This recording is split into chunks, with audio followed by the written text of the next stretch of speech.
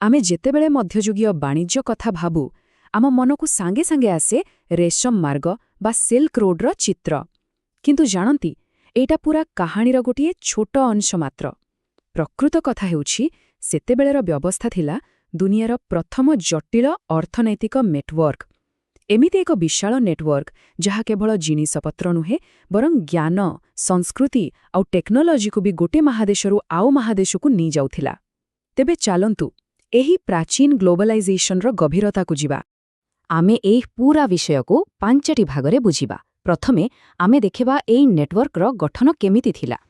ତାପରେ ସ୍ଥଳପଥ ଆଉ ଜଳପଥ ଭିତରେ ଫରକ କ'ଣ ଥିଲା ତାକୁ ବିଶ୍ଳେଷଣ କରିବା। ଏହାପରେ ଆମେ ଜାଣିବା ସେହି ଶକ୍ତିଶାଳୀ ସଂଗଠନମାନଙ୍କ ବିଷୟରେ ଯେଉଁମାନେ ଏସବୁକୁ ନିୟନ୍ତ୍ରଣ କରୁଥିଲେ, ଆଉ ତାପରେ ଏହାକୁ ସମ୍ଭବ କରୁଥିବା ଟେକ୍ନୋଲୋଜି, ଏବଂ ଶେଷରେ କେମିତି ଏହି ପୂରା ଯୁଗର ଅନ୍ତ ହେଲା ସେ ବିଷୟରେ କଥା ହେବା। ତେବେ ଦୁନିଆର ଏହି ପ୍ରଥମ ନେଟୱାର୍କ ଦେଖିବାକୁ କେମିତି ଥିଲା? ଦେଖନ୍ତୁ, ଏହାକୁ ଗୋଟିଏ ଲମ୍ବା ରାସ୍ତା ବୋଲି କେବେ ବି ଭାବିବେନି, ବରଂ ଏମିତି ଭାବନ୍ତୁ ଯେମିତି ଗୋଟିଏ ଜୀବନ୍ତ ଶରୀର ଯାହାର ଧମନୀ ଆଉ ଶିରା ସାରା ପୃଥିବୀରେ ଖେଳେଇ ହୋଇ ରହିଥିଲା।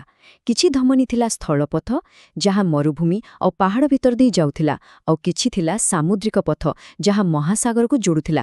ଏଇ ଦୁଇଟା ମିଶିକି ହିଁ ସେହି ଯୁଗର ବିଶ୍ୱ ଅର୍ଥନୀତିକୁ ଚଢ଼ାଉଥିଲା। ସବୁ ନେଟୱାର୍କର ଗୋଟେ କେନ୍ଦ୍ରବିନ୍ଦୁ ଥାଏ, ଆଉ ଏହି ମଧ୍ୟଯୁଗୀୟ ସିଷ୍ଟମରେ ସେହି କେନ୍ଦ୍ର ଥିଲା ଆମ ଭାରତ। ଏହାର ଭୌଗୋଳିକ ସ୍ଥିତି ଏହାକୁ ଏକ କେନ୍ଦ୍ରୀୟ କବ୍ଜା ବା ସେଣ୍ଟ୍ରାଲ ହିଞ୍ଜରେ ପରିଣତ କରିଥିଲା। ମାନେ ଚୀନର ରେଶମ ହେଉ କି ଦକ୍ଷିଣ ପୂର୍ବ ଏସିଆର ମସଲା, ସବୁ ଆସି ଭାରତର ବନ୍ଦରରେ ପହଞ୍ଚୁଥିଲା, ଆଉ ଏଇଠୁ ହିଁ ଆରବ ଆଉ ୟୁରୋପୀୟ ବଣିକମାନେ ତାକୁ ନେଉଥିଲେ। ଏଇଟା କେବଳ ଗୋଟେ ମିଡଲ ମ୍ୟାନ୍ର ଭୂମିକା ନଥିଲା, ବରଂ ଏହା ଥିଲା ପୂରା ସିଷ୍ଟମର କଣ୍ଟ୍ରୋଲ ପଏଣ୍ଟ। ଆଚ୍ଛା, ଏହି ବିଶାଳ ନେଟୱାର୍କର ଦୁଇଟି ମୁଖ୍ୟ ଧମନୀ ଥିଲା। ପ୍ରଥମଟି ତ ସମସ୍ତେ ଜାଣନ୍ତି, ସ୍ଥଳପଥ, ଯାହାକୁ ରେଶମ ମାର୍ଗ କୁହାଯାଏ। କିନ୍ତୁ ଦ୍ୱିତୀୟଟି, ଯାହା ଅର୍ଥନୈତିକ ଦୃଷ୍ଟିରୁ ବୋଧହୁଏ ଆହୁରି ଗୁରୁତ୍ୱପୂର୍ଣ୍ଣ ଥିଲା, ତାହା ହେଉଛି ସମୁଦ୍ରର ମସଲା ମାର୍ଗ। ଚାଲନ୍ତୁ ଏହି ଦୁଇଟାକୁ ଟିକେ ତୁଳନା କରି ଦେଖିବା। ଏ ଦୁଇଟା ରାସ୍ତାର କାମ କରିବା ଶୈଳୀ ପୂରାପୂରି ଅଲଗା ଥିଲା। ରେଶମ ମାର୍ଗ ଥିଲା ଏକ ହାଇ ରିସ୍କ ଲୋ ଭଲ୍ୟୁମ୍ ରୁଟ୍, ମାନେ ଖର୍ଚ୍ଚ ଏତେ ବେଶୀ ଯେ କେବଳ ରେଶମ ଭଳି ହାଲୁକା ଆଉ ଦାମୀ ଜିନିଷ ପଠାଇଲେ ହିଁ ଲାଭ ହେଉଥିଲା। ଆଉ ଏଠି ଚାଲୁଥିଲା ରିଲେ ବାଣିଜ୍ୟ ପଦ୍ଧତି, ମାନେ କୌଣସି ଜଣେ ବଣିକ ଚୀନରୁ ଜିନିଷ ଧରି ସିଧା ୟୁରୋପ ଯାଉନଥିଲା, ବରଂ ଜିନିଷ ହାତ ବଦଳ ହୋଇ ହୋଇ ଆଗକୁ ବଢ଼ୁଥିଲା, ଠିକ୍ ଗୋଟେ ରିଲେ ରେସ୍ ଭଳି। ଅନ୍ୟପଟେ ସମୁଦ୍ର ରାସ୍ତା ଥିଲା ଲୋ ରିସ୍କ ହାଇ ଭଲ୍ୟୁମ୍। ଏଠି ମସଲା ଭଳି ଓଜନିଆ ଜିନିଷ ବି ବହୁତ ବଡ଼ ପରିମାଣରେ ପଠାଯାଇପାରୁଥିଲା।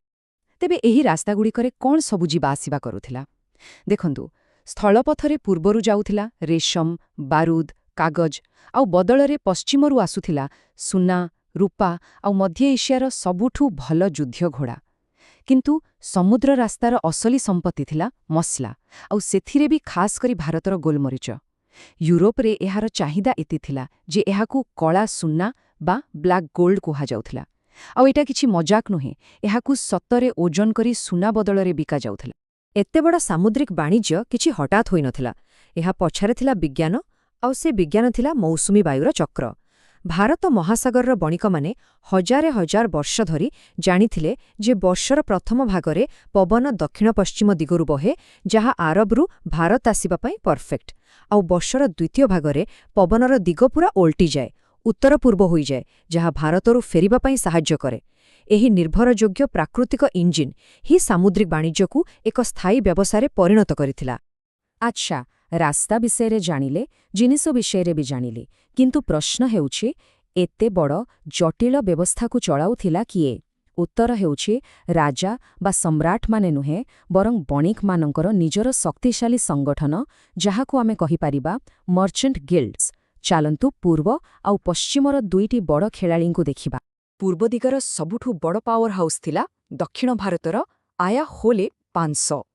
ଏହା କେବଳ ଗୋଟିଏ ବ୍ୟବସାୟୀ ଗୋଷ୍ଠୀ ନଥିଲା, ଏହା ଆଜିର ମଲ୍ଟିନ୍ୟାସନାଲ କମ୍ପାନୀ ଭଳି ଥିଲା। ଏହାର ପ୍ରଭାବ ଭାରତରୁ ଆରମ୍ଭ କରି ଆଜିର ଇଣ୍ଡୋନେସିଆ ଆଉ ଭିଏତନାମ ଯାଇ ଥିଲା। ଆଉ ଜାଣନ୍ତି, ସେମାନଙ୍କର ନିଜର ନିୟମ, ନିଜ ମୁଦ୍ରା ଆଉ ଏପରିକି ନିଜର ସୁରକ୍ଷା ବାହିନୀ ବି ଥିଲା। ଠିକ୍ ସେହି ସମୟରେ ୟୁରୋପରେ ଥିଲା ହାନ୍ସିଆଟିକ୍ ଲିଗ୍। ଏଇଟା କୌଣସି ଗୋଟିଏ ଦେଶ ନଥିଲା, ବରଂ ଉତ୍ତର ୟୁରୋପର ପ୍ରାୟ 200ଟି ସ୍ୱାଧୀନ ବାଣିଜ୍ୟିକ ସହରର ଗୋଟେ ଶକ୍ତିଶାଳୀ ମେଣ୍ଟ ଥିଲା। ଲୁବେକ୍, ହମ୍ବର୍ଗ ଭଳି ସହର ଏହାର ଅଂଶ ଥିଲେ। ସେମାନଙ୍କର ମୁଖ୍ୟ ଲକ୍ଷ୍ୟ ଥିଲା ବାଲ୍ଟିକ୍ ଆଉ ଉତ୍ତର ସାଗରରେ ବାଣିଜ୍ୟ ଉପରେ ନିଜର ଏକଛାଟିଆ ଅଧିକାର ରଖିବା। ଏହି ସଂଘଗୁଡ଼ିକର ଶକ୍ତି କେତେ ଥିଲା ଟିକେ କଳ୍ପନା କରନ୍ତୁ। ଆଜିକାଲିର କୌଣସି କମ୍ପାନୀ ପାଖରେ ନିଜର ଆର୍ମି କି ନେଭି ଥିବା ଶୁଣିଛନ୍ତି, କିନ୍ତୁ ଏମାନଙ୍କ ପାଖରେ ଥିଲା। ସେମାନେ ବାଣିଜ୍ୟ ପଥକୁ ସୁରକ୍ଷା ଦେଉଥିଲେ, ନିର୍ଦ୍ଦିଷ୍ଟ ଜିନିଷ ଉପରେ ମନୋପୋଲି ସ୍ଥାପନ କରୁଥିଲେ, ମୂଲ୍ୟ ନିର୍ଦ୍ଧାରଣ କରୁଥିଲେ ଏବଂ ବିଦେଶୀ ବନ୍ଦରରେ ନିଜର ଗୋଦାମ ଚଳାଉଥିଲେ। ସେଥିପାଇଁ ଇତିହାସକାରମାନେ ଏମାନଙ୍କୁ ଅର୍ଦ୍ଧରାଷ୍ଟ୍ର ବୋଲି ବି କହନ୍ତି। ଏତେ ବଡ଼ ବାଣିଜ୍ୟ କେବଳ ସାହସୀ ବଣିକଙ୍କ ଯୋଗୁଁ ସମ୍ଭବ ହୋଇନଥିଲା। ଏହା ପଛରେ ଥିଲା ସେହି ଯୁଗର ଜବରଦସ୍ତ ଟେକ୍ନୋଲୋଜି। ବିଶେଷ କରି ଜାହାଜ ନିର୍ମାଣ ଆଉ ନୌଚାଳନା ବିଜ୍ଞାନରେ ଏମିତି କିଛି ଉଦ୍ଭାବନ ହୋଇଥିଲା ଯାହା ଏସବୁକୁ ସମ୍ଭବ କରିଥିଲା। ଭାରତ ମହାସାଗରରେ ଚାଲୁଥିବା ଜାହାଜଗୁଡ଼ିକର ତିଆରି ଶୈଳୀ ଦେଖନ୍ତୁ। ଏହି ଜାହାଜ, ଯାହାକୁ ଢୋ କୁହାଯାଏ, ୟୁରୋପୀୟ ଜାହାଜଠାରୁ ପୂରାପୂରି ଅଲଗା ଥିଲା। ଏହାର କାଠପଟାଗୁଡ଼ିକୁ ଲୁହା କଣ୍ଟାରେ ଯୋଡ଼ା ଯାଉନଥିଲା, ବରଂ ନଡ଼ିଆ କତାର ମୋଟା ଦଉଡ଼ିରେ ସିଲେଇ କରାଯାଉଥିଲା। ଶୁଣିବାକୁ ଅଜବ ଲାଗୁଥାଇପାରେ, କିନ୍ତୁ ଏହା ପଛରେ ଏକ ଅବିଶ୍ୱସନୀୟ ଇଞ୍ଜିନିୟରିଂ ଥିଲା। ତେବେ ଏହି ସିଲେଇ କରିବାର ଲାଭ କ'ଣ ଥିଲା? ଦେଖନ୍ତୁ, ଲୁହା କଣ୍ଟରେ ତିଆରି ଜାହାଜ ବହୁତ କଠିନ ବା ରିଜିଡ୍ ହୋଇଥାଏ। ଯଦି ଏହା କୌଣସି ପଥରରେ ପିଟି ହୁଏ, ତେବେ କାଠପଟା ଭାଙ୍ଗିଯାଏ।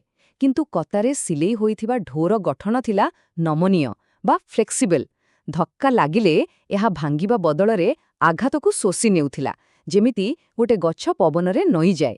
ଯେଉଁଠି ଗୋଟେ ୟୁରୋପୀୟ ଜାହାଜ ଭାଙ୍ଗି ଚୁରମାର ହୋଇଯିବ, ସେଇଠି ଏହି ଢୋ ଟିକେ ବଙ୍କା ହୋଇ ଆଗକୁ ବଢ଼ିଯିବ। ଜାହାଜ ତ ଥିଲା, କିନ୍ତୁ ଏତେ ବଡ଼ ସମୁଦ୍ରରେ ରାସ୍ତା କେମିତି ଜଣାପଡ଼ୁଥିଲା? ସେମାନେ ବ୍ୟବହାର କରୁଥିଲେ କମଲ ନାମକ ଏକ ଉପକରଣ। ଏହା ଥିଲା ସେହି ଯୁଗର ଆନାଲଗ୍ ଜିପିଏସ୍। ଏହା ଥିଲା ଗୋଟେ ଛୋଟ କାଠପଟା ଆଉ ସୂତା। ନାବିକମାନେ ଏହାକୁ ବ୍ୟବହାର କରି ଧ୍ରୁବତାରାର ଉଚ୍ଚତା ମାପୁଥିଲେ, ଆଉ ସେହି ମାପରୁ ସେମାନେ ନିଜ ଜାହାଜର ସଠିକ୍ ଅକ୍ଷାଂଶ ବା ଲାଟିଟ୍ୟୁଡ୍ ଜାଣିପାରୁଥିଲେ, ଯାହା ହଜାର ହଜାର କିଲୋମିଟର ଯାତ୍ରାକୁ ସମ୍ଭବ କରୁଥିଲା। କିନ୍ତୁ ସବୁ ସୁବର୍ଣ୍ଣ ଯୁଗର କେବେ ନା କେବେ ଅନ୍ତ ହୁଏ। ଶହ ଶହ ବର୍ଷ ଧରି ଚାଲିଥିବା ଏହି ସନ୍ତୁଳିତ ବ୍ୟବସ୍ଥା ଗୋଟିଏ ଭୂରାଜନୈତିକ ଭୂକମ୍ପରେ ହଠାତ୍ ଭୁଷୁଡ଼ି ପଡ଼ିଲା।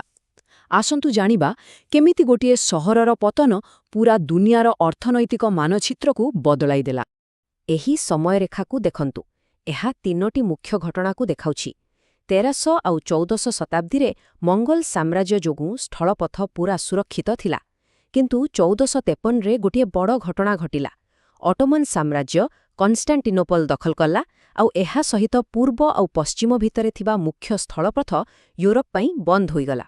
ଏହି ସଙ୍କଟ ହିଁ ୟୁରୋପକୁ ନୂଆ ରାସ୍ତା ଖୋଜିବାକୁ ବାଧ୍ୟ କଲା, ଆଉ ତାର ଫଳାଫଳ ଥିଲା 1498ରେ ଭାସ୍କୋ ଡା ଗାମାଙ୍କର ଭାରତକୁ ନୂଆ ସାମୁଦ୍ରିକ ପଥ ଆବିଷ୍କାର। କନଷ୍ଟାଣ୍ଟିନୋପଲର ପତନ ୟୁରୋପ ପାଇଁ ଏକ ସାମରିକ ପରାଜୟଠାରୁ ବହୁତ ବେଶୀ ଥିଲା। ଏହା ଥିଲା ୟୁରୋପର ଅର୍ଥନୈତିକ ଜୀବନରେଖାକୁ କାଟିଦେବା ଭଳି। ଯେଉଁ ମସଲା ରେଶମ ଉପରେ ୟୁରୋପର ଅର୍ଥନୀତି ନିର୍ଭର କରୁଥିଲା, ତାର ସପ୍ଲାଇ ଚେନ୍ ହଠାତ୍ ଭାଙ୍ଗିଗଲା। ଏହା ଏକ ଏମିତି ଅର୍ଥନୈତିକ ସଙ୍କଟ ସୃଷ୍ଟି କଲା, ଯାହାର ସମାଧାନ ଖୋଜିବା ଛଡ଼ା ୟୁରୋପ ପାଖରେ ଆଉ କୌଣସି ରାସ୍ତା ନଥିଲା। ଆହୁରି ସମସ୍ୟାକୁ ଆହୁରି ଜଟିଳ କରିଦେଲା ଅଟୋମାନ ସାମ୍ରାଜ୍ୟର ଟ୍ୟାକ୍ସ। ଯଦି କିଛି ମାଲ ଏପଟେ ସେପଟେ ହେଉଥିଲା, ତା ଉପରେ ସେମାନେ ଜବରଦସ୍ତ ଟ୍ୟାକ୍ସ ଲଗାଉଥିଲେ। କେତେ ଜାଣନ୍ତି? କିଛି କ୍ଷେତ୍ରରେ ପାଖାପାଖି 33%, ମାନେ ଜିନିଷର ମୂଳ ଦାମର 1/3 କେବଳ ଟ୍ୟାକ୍ସରେ ହିଁ ଚାଲିଯାଉଥିଲା। ଏହା ଉପରେ ପାରମ୍ପରିକ ବାଣିଜ୍ୟ କରିବା ପ୍ରାୟ ଅସମ୍ଭବ ହୋଇଗଲା। ଏହି ଅର୍ଥନୈତିକ ଚାପ ହିଁ ୟୁରୋପରେ ଆବିଷ୍କାର ଯୁଗ ବା ଏଜ୍ ଅଫ୍ ଡିସ୍କଭରିର ମୂଳଦୁଆ ପକାଇଲା।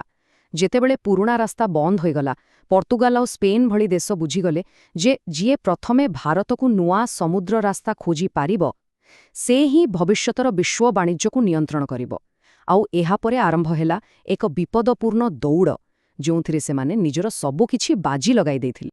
ୟୁରୋପୀୟମାନଙ୍କର ନୂଆ ରଣନୀତି କ'ଣ ଥିଲା, ତାହା ପର୍ତ୍ତୁଗୀଜ ଲେଖକ ଟମେ ପିରେଜିଙ୍କର ଏହି ଗୋଟିଏ ବାକ୍ୟରୁ ସ୍ପଷ୍ଟ ହୋଇଯାଏ।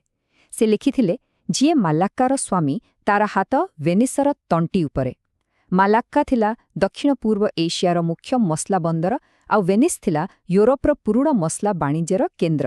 ଏହାର ସିଧା ଅର୍ଥ ଥିଲା, ଯଦି ତୁମେ ମସଲାର ଉତ୍ସକୁ ହିଁ ନିୟନ୍ତ୍ରଣ କରିନେବ, ତେବେ ପୁରୁଣା ମଧ୍ୟସ୍ଥିମାନେ ଆପେ ଆପେ ହାରିଯିବେ। ଶେଷରେ ଭାସ୍କୋ ଡା ଗାମାଙ୍କ ସଫଳତା ସବୁକିଛି ବଦଳାଇଦେଲା। ଏହି ଗୋଟିଏ ଯାତ୍ରା ଶହ ଶହ ବର୍ଷର ବାଣିଜ୍ୟିକ ସନ୍ତୁଳନକୁ ସବୁଦିନ ପାଇଁ ଭାଙ୍ଗିଦେଲା। ଭାରତ ଆରବ ଆଉ ଭେନିସ୍ର ମଧ୍ୟସ୍ଥିମାନଙ୍କୁ ବାଇପାସ୍ କରି ୟୁରୋପ ଏବେ ସିଧାସଳଖ ମସଲାର ଉତ୍ସରେ ପହଞ୍ଚିଗଲା। ଏହା ଫଳରେ ବିଶ୍ୱ ସମ୍ପଦର ପ୍ରବାହର ଦିଗ ବଦଳିଗଲା। ଏହା ହିଁ ଥିଲା ୟୁରୋପୀୟ ଉପନିବେଶବାଦ ଏବଂ ବୈଶ୍ୱିକ ଆଧିପତ୍ୟର ଆରମ୍ଭ। ତେବେ ଶେଷରେ ଏକ ପ୍ରଶ୍ନ ଛାଡ଼ିଯାଉଛି।